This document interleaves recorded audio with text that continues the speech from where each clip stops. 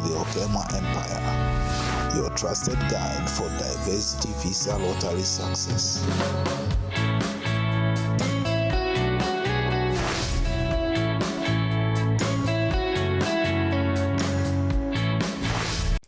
Hello everyone, and welcome again to this channel. My name is Daniel, and in this video today I want us to talk about the documents that are needed for DV lottery interviews. And I'm doing this because of the ongoing DV lottery interviews for DV lottery 2025 and the upcoming DV lottery 2026, whose results are about to come out by start of May. So if you are a DV lottery selectee, you are supposed to fill the DS260 form for you and for your derivatives who are in your original application.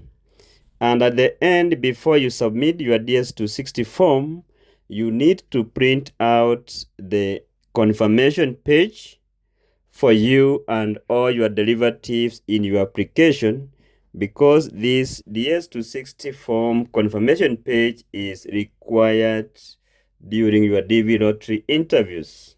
You also need to print out your second notification letter once you are current and the interview notification has been sent to you. The 2NL will appear in your account, replacing the first notification letter. I know for those ones who have not been called for the interviews, those ones who have not received their second notification letters, when you log into your account, you will be able to see your first notification letter, commonly known as first NL. But the moment you receive your second notification letter, the first notification will disappear.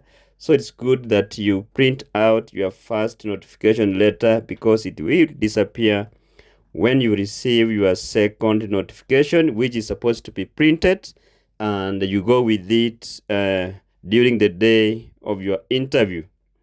You also need to have your interview appointment letter, which comes with your second notification letter. You are supposed to book your interview, then you will be sent an interview appointment letter showing your name and all those people in your family who are attending your the interviews with you.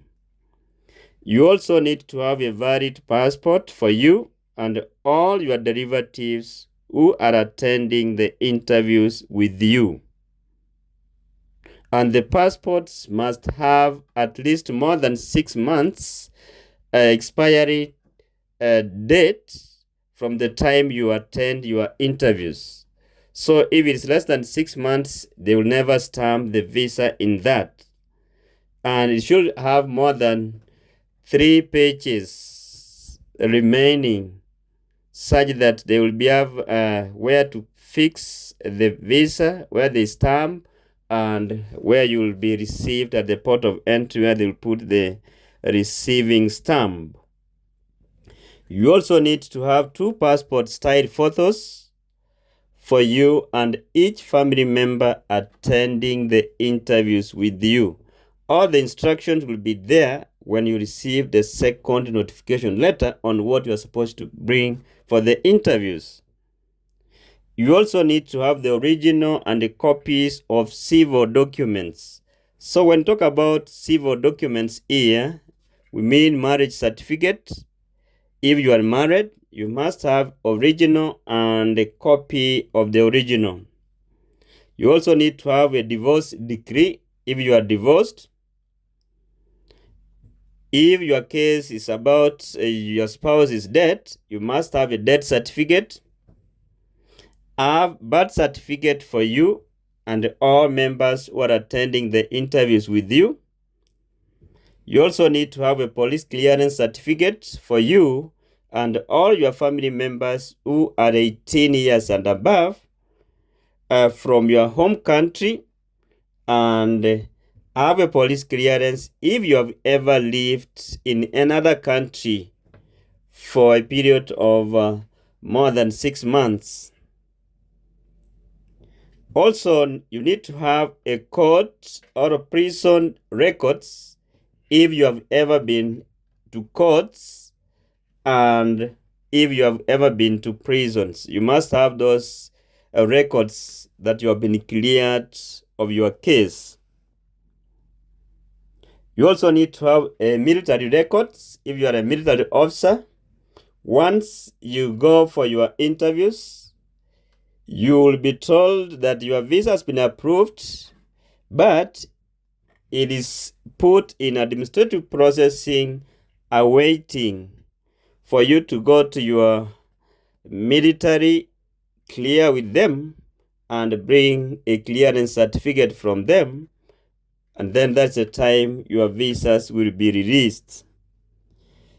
Apart from the originals of civil documents, you also need to have evidence of education and work experience.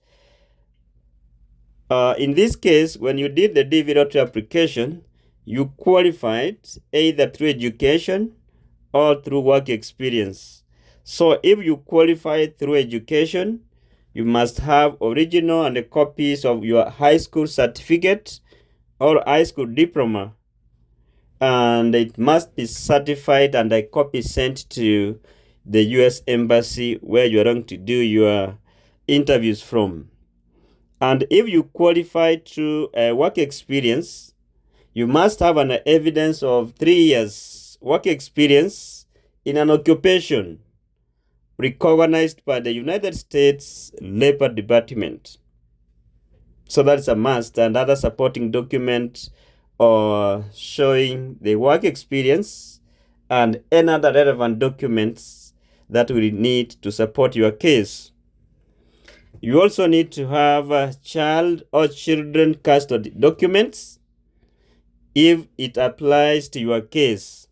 More especially, single mothers, you need a consent letter or letters from the kids, the dad of your kids. And then you also need to have a medical report from the medical facility or facilities recommended by the US Embassy where you were to do your medical examinations from.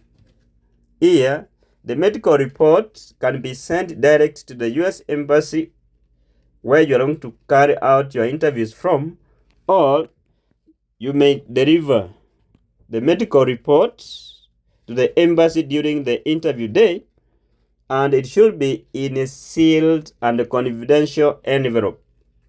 You are not supposed to open that envelope carrying your medical report from the medical facility where you did your examinations from, if you are allowed to be given.